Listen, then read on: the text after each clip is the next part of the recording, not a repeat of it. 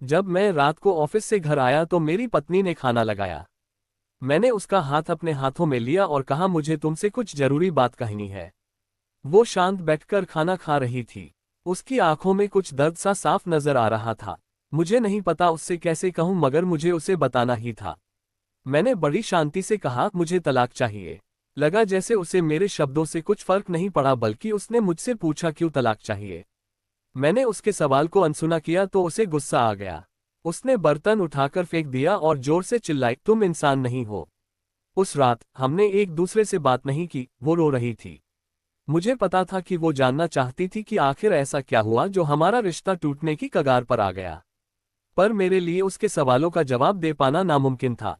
मैं अब आयशा नाम की लड़की से प्यार करने लगा हूं। अब मुझे उससे प्यार नहीं रहा। मैंने उसे उसके बरसों के प्यार की सजा दी थी। भरे मन से मैंने तलाक के पेपर तैयार किए। उसमें लिखा था कि वह पूरा घर, कार और कंपनी की 30% शेयर ले सकती है इस तलाक के बदले में। लेकिन उसने उन पेपर्स को देखा और उनके टुकड़े टुकड़े कर दिए। वो औरत जिसने मेरे साथ जीवन के 10 साल बिताए थे, वो आज मेरे लिए अनजान हो चुकी थी। मुझे इन 10 सालों का अफसोस था जो उसने मेरे लिए बर्बाद किए। मगर मैं क्या करूं, जो हो चुका उसे मैं बदल नहीं सकता था, क्योंकि मैं किसी और से अपनी पत्नी से भी ज्यादा प्यार करने लगा था। आखिरकार उसके सब्र का बांध टूट गया और वो फूट फूट कर मेरे सामने रोने लगी। मेरे लिए उसका रोना एक तरह से उसकी रिहाई की तरह था। तलाक की ये बात जो कई दिनों से मुझे परेशान कर रही थी, अब बिल्कुल साफ हो चुकी थी। अगले दिन मैं घर काफी लेट आया। मैंने देखा कि वो टेबल पर बैठकर कुछ लिख रही थी। मैंने शाम का खाना नहीं खाया था, लेकिन फिर भी मैं सीधे ऊपर जाकर अपने कमरे में सो गया, क्योंकि पूरा दिन आयशा के साथ रहने और कई जगह घूमने के बाद मैं थक गया था। वो शायद रात को उसी टेबल पर लिखते लिखते सो गई थी। सुबह उसने तलाक देने की शर्तें बताई।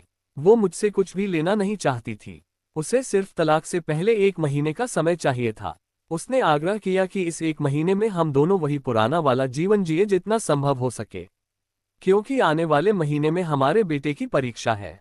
वह नहीं चाहती थी कि हमारे टूटे रिश्ते का प्रभाव उसकी पढ़ाई पर पड़े।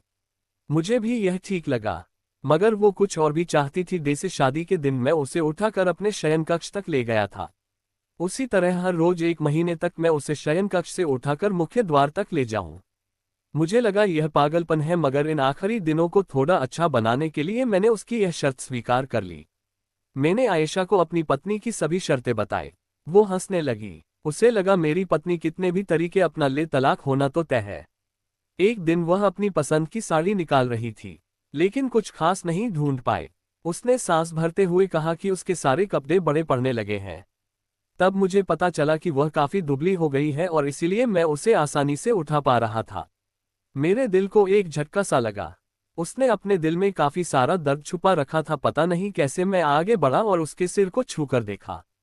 अचानक हमारा बेटा आया और बोला कि पापा, ये तो मम्मा को उठाकर बाहर ले जाने का समय हो गया है। उसके लिए अपने पापा द्वारा मम्मा को इस तरह उठाकर ले जाते हुए देखना जीवन का अभिन्न हिस्सा बन गया था। मेरी बीवी ने हमारे बच्चे को बुलाया और जोर से उसे गले लगा लिया। मैंने अपना चेहरा दूसरी तरफ कर लिया। मुझे लगा कहीं मैं अपना निर्णय न बदल लूं। मैंने अपनी पत्नी को रोज की तरह उठाया और बेडरूम से सिटिंग रूम होते हुए हॉल तक लाया। उसने प्यार से अपने दोनों हाथ मेरी गर्दन के आसपास रख दिए।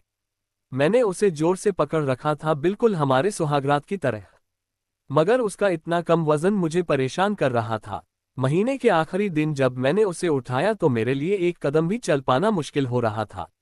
हमारा बेटा स्कूल जा चुका था। मैं अपनी कार से आयशा के घर गया और कार से कूदकर बाहर आ गया, बिना कार को लॉक किए। मुझे डर था कि अब एक पल की भी देरी मेरा इरादा बदल देगी। मैं ऊपर गया। आयशा ने दरवाजा खोला और मैंने उससे कहा, सॉरी आयशा, अब मैं अपनी पत्नी से तलाक नहीं लेना चाहता। उसने मुझे देखा और मेरे सिर पर हाथ फेर कर कहा, तुम्हें बुखार तो नहीं है। मैंने उसका हाथ हटाया और कहा, सॉरी आयशा, अब मुझे अपनी पत्नी से तलाक नहीं चाहिए।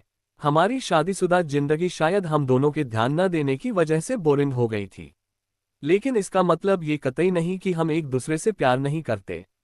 अब मुझे एहसास हुआ है कि जिस दिन मैं उससे शादी करके अपने घर लाया था, उस दिन से जीवन के आखिरी दिन तक मुझे उसका साथ निभाना है।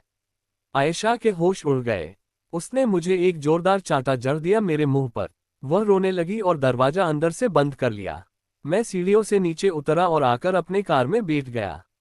आगे एक फूल वाले की दुकान पर रुका और अपनी प्यारी पत्नी के लिए एक सुंदर सा गुलदस्ता लिया। दुकानदार ने पूछा कि इस पर क्या लिखना है। मैंने मुस्कुराते हुए कहा कि मैं तुम्हें जीवन के आखिरी दिन तक यूं ही उठाता रहूंगा मेरी अर्धांगिनी। उस शाम जब मैं घर आया हाथों में गुलदस्ता लिए, मेरे चेहरे पर एक मुस्कान थी। मैं ऊपर अपने कमरे की तरफ भाग कर गया, लेकिन तब तक वह मुझे छोड़कर इस दुनिया से जा चुकी थी हमेशा के लिए।